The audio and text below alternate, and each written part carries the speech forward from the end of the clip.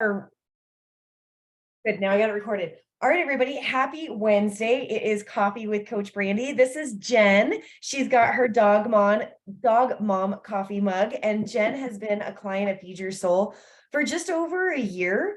And I wanted to do a spotlight on her because she is so fierce, coming in from various different injuries, and she has taken consistent classes every single week for a year, and it's paying off huge. As a coach that I see her in my class, I watch her muscles grow, I watch her stamina grow, and I watch her confidence grow. So that's why I wanted to feature her on here live. Welcome, Jennifer. How you doing today? I'm doing great. Thanks for having me, Brandy. Yeah, girl, I'm excited. And you're in your office because you are actually a chiropractor. Yeah.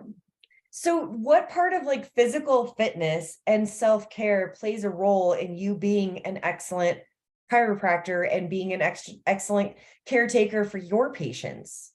Well, it's kind of a twofold. You mentioned the physical. So obviously I have a really physically demanding job. I have to be up on my feet and manipulating people and moving them around for my livelihood. So being physically fit is a must for that job. And I want to show up for them and be able to be the best doctor I can. The other piece of that is I want to be able to lead by example. I'm really big on showing my patients what health and wellness looks like and walking the walk and talking the talk. So I think, that piece of it is really important for me as well. On a personal aspect, I know I feel physically and mentally so much better when I move my body on a regular basis. Yeah, 100%. I love that you talk about wanting to walk the walk, because we as people who connect with other people more so on a professional level, they look at us as a positive role model. And when we are on top of our own health, it makes us show up better for them, and it helps them show up better for them, for sure. Absolutely. So tell us a little bit about your lifestyle. Obviously, you're a very busy entrepreneur. You run your own chiropractic business. What else is going on in your lifestyle? So like you mentioned, I own my own business. I am a dog mom to two wonderful German shepherds that keep me on my toes. I'm a wife, and I'm a daughter.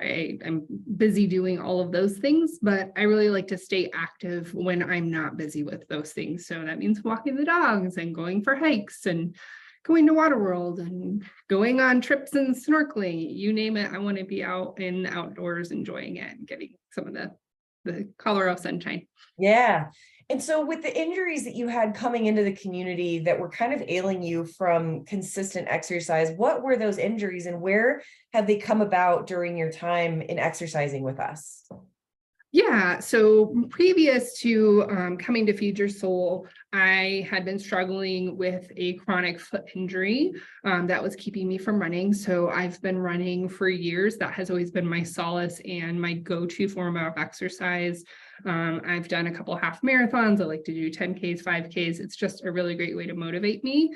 And I was actually at the Colfax Half Marathon watching my husband run last May. And I messaged Brandy literally while I was watching the race and said, hey, like, I'm feeling really left out. Like, I want to be out there and these injuries are keeping me from doing that. But I know that I need to get some form of regular exercise because I had been basically just not exercising because I couldn't do my preferred form of exercise. And I know as a doctor and in the health and wellness realm, like we have to find a way to do it.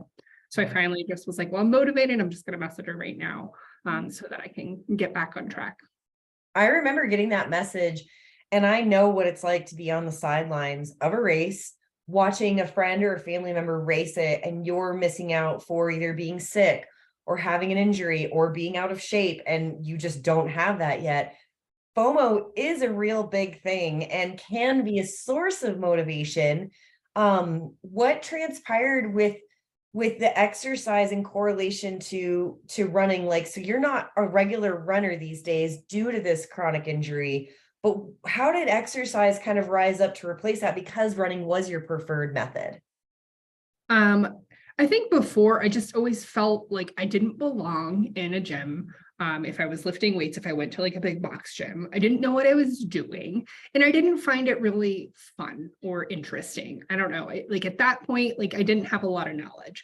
So I was looking for a community and a place where I would feel comfortable, where I would feel supported, where I wouldn't feel judged, and something that had some variety. Like I love the cardio aspect of running. I like getting my heart rate up. I like getting a good sweat. So that's why I think that before I didn't really like weightlifting, but I love how, especially the circuit classes at Feed Your Soul integrate both. I get my strength training in, but I also get the cardio. So I feel like I was scratching that itch, but also really being able to be more balanced in my approach to activity. Well, what I love in this that you talked about the vulnerability of feeling too intimidated, and you didn't say those words, but like to go into a gym, you didn't feel like you belonged there in a big box gym lifting weights. That's interesting to me because you are kind of in that bucket of like health practitioner. You know the body, you're Yep. aware of the body. And so I think a lot of times people, like we actually have a lot of massage therapists in our community. We have a lot of chiropractors, acupuncture, people who are aware of the body. And even me, who is, personal trainer, have lots of different certifications. Going to some of these more intense type fitness places is really intimidating. So it's interesting that even you felt that too. Yeah, absolutely. Like I knew what I was doing, but I felt like other people were looking at me thinking, what is she doing here? She doesn't belong. Right. No, totally. And I think that that's like we have the confidence of what we should be doing, but it's really about that environment. So that's really interesting that it's kind of come full circle for you to feel comfortable with lifting weights and trying to extract some of those realms you get with running, that runner's high, which I'm all too familiar with. But even in your lifting, and obviously due to your injuries, running's probably not on, the docket anytime soon. But I would imagine when you are able to get back and do it, the strength training is really plays a huge role in helping it. So for ladies out there who are watching and you are in that health practitioner bucket and you're wanting to get your body to the next level, you want to feel healthier, be more optimal with your health, but those things are intimidating. Like, again, like Jen, you're not alone. We both feel that. And so tell us a little bit about some of the non-scale victories, like where all has this bled into your life as far as coming to this community, utilizing the consistent workouts, where all's that bled into with non-scale victories? I would say the biggest shift I've seen over the last year is mentally how I show up. When I go to a workout, I show up as a better wife, a better doctor, a better friend, just a better human being, because I'm less stressed, I'm less anxious. And that's the biggest win for me. And that was always the struggle for me. It was the mental piece of it, physically doing it. Once I got there, I could do the workout, I could do the run, I could do all those things. It was just the mental battle of getting there. And now I don't really have that battle. I mean, some mornings I'm a little tired, but I still show up because I know that I'm going to feel amazing when I walk out of the studio after that workout. Yeah, and you are an early birdie. You like to take those 5:30 and 6 a.m. workouts, which is so admirable. Just get it in, get it done. Yeah. I know that I know myself. I'm a morning person, and I also know my lifestyle. Like if I don't get it in first thing in the morning, life will happen and it won't get fit in. And I have to prioritize myself first thing in the morning. And I'm willing to get up early, several times a week to make that happen. Very good point, tangent I want to hit, because now even though you're a morning person, were early morning workouts always your go-to?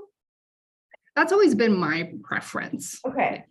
Because I know there's some people out there that are like, well, I'm just not a morning person. And I always try to encourage them, like one morning a week, get up that like 45 minutes earlier to get your workout in. You don't have to do it 7 days a week, but just one day a week, especially like you said, with your lifestyle and the demands you have, if you don't get it in the morning, it doesn't happen. So for those of you guys who are watching where you're like, that's kind of me, I'm realizing it goes week after week and month after month that I'm not getting it in. It's probably because you're trying to shove it in at lunch or trying to shove it in after work when there's just too much stuff, too many balls in the air, too many things pending. Getting up early is not that bad once or twice a week. So you've clearly accomplished a lot. What would you say are your next goals that you are chasing if you look at May of 2023 compared to where you were at a year ago, May 2022? Where do you want to see yourself in May of 2024? I'd like to continue progressing in strength training. I'm really enjoying that now. Looking forward to doing a workshop with you guys at some point here in the next year. I'd also like to get back to running. I feel like I'm really close. I've been working on rehabbing this injury. So that's definitely something that I want to get back to. But the strength training for me is so ingrained in my lifestyle at this point that it's never gonna go away. It's always going to be a part of what I do. I feel like it's just who I am at this point. Yeah, and honestly, I think that the older we get, the more strength training we need. So watching you, even in my classes where we've dabbled into the barbells a little bit, where you've got the confidence to do a bench press with a barbell or a deadlift with a barbell after a year of working with dumbbells and building up your familiarity with proper form, getting your confidence with, going heavier in the dumbbells to get there while keeping yourself safe with these various, limitations or injuries, I think is a big important thing. And I will toot your horn.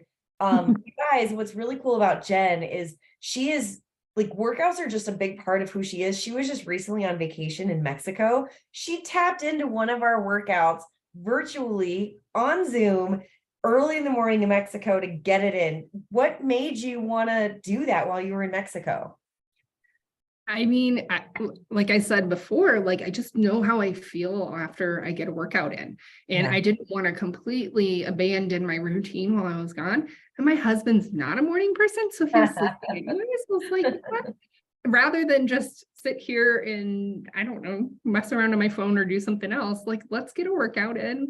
And I had a great day and I had so much more energy because I got it in. So, and I enjoyed seeing everybody. I missed the ladies. Like I really did. Like I know it's only been a few days, but I see them, 3 times a week. So they're a part of my life. That was so cool how they all came to the camera to say hi. Mhm. And I think like that community is such a big part of how we belong. I mean, even as a coach, having my regular classes there every week, knowing I'm going to see these familiar and similar faces. And that's a big part of the certainty in my life. That's a big part of those grounding features of my life when there are so many other realms of our lives that are uncertain and we can't really seem to get that grasp. Like having that part of the community, I'm sure makes an impact on you as well, clearly. Absolutely. Well, that and like, there's been times where I was sick or life was just crazy that week and I wasn't able to make it to like a normal time. So like Tuesday mornings, pretty religiously, I've been there every Tuesday morning at 5:30. And I've had some of the ladies reach out to me and be like, are you okay? Like we missed you this morning. Like I feel like if I showed up in any other part of my life, nobody would notice. Yeah. Like care and they want me to be there. So that's pretty cool to feel like you belong somewhere. Yeah. Like as an adult, we don't often get that unless we seek it out, right?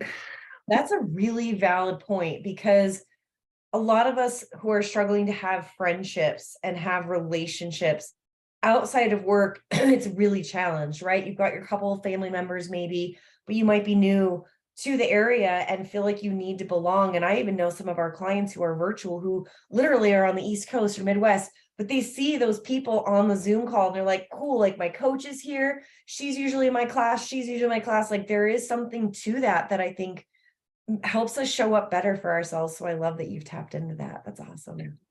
Well, Jen, you are always a very positive, very driven woman in every one of our Feed Your Soul classes. We love having you involved. And anything that you want to share with any other woman out there who is watching Feed Your Soul, who's like, am I that woman for Feed Your Soul? Anything you want to share with them? I would say, don't let fear stop you. This community is absolutely amazing. They will support you. They will meet you where you are at. They will help you to grow. They will push you, but in a way that I feel is safe and productive. I can't say enough good things about the community that you've created and the women in it. I would say give it a chance, and I know that you're going to fall in love with the community and with the classes and just everything that you guys have to offer. And the I coaches agree. as well. Yeah, and I think that women fall in love with themselves in the process, which self-love is another thing we're lacking. Yes, we need those outside relationships. We just talked about that, but I actually just met with a woman last week. She came into the studio and she's got 3 boys. She's a single mom. And she mentioned that her youngest was 11, coming on 12 in a couple of months. And she's like, soon he's not going to need me. And I'm sitting here like, who am I? What is my identity? What am I about? What makes me happy? Like, it's got to be more than just me going to work and coming home. And I think that we find a little bit more about ourselves through our actual workouts and our exercise. Absolutely. I glad you mentioned that as well. Like, I think that I've gained some of that self-confidence and self-love and understanding of myself through that process as well, by putting myself first in for workouts, first and foremost. And then so much other stuff has blossomed for me from that. I love it. Well, thank you so much for joining me today for a quick client spotlight. I know I'll see you in class soon. And I also just appreciate what a powerful businesswoman you are in the local community. I love local small business owners. Jennifer is a fantastic chiropractor. So if you ever want to have trustworthy woman working on your health through those modalities, definitely hit her up. But Jennifer, thank you so much for coming on. I hope you have a wonderful rest of your Wednesday. Thanks, Brandy. All right, you guys, see you next week. Take care. Bye.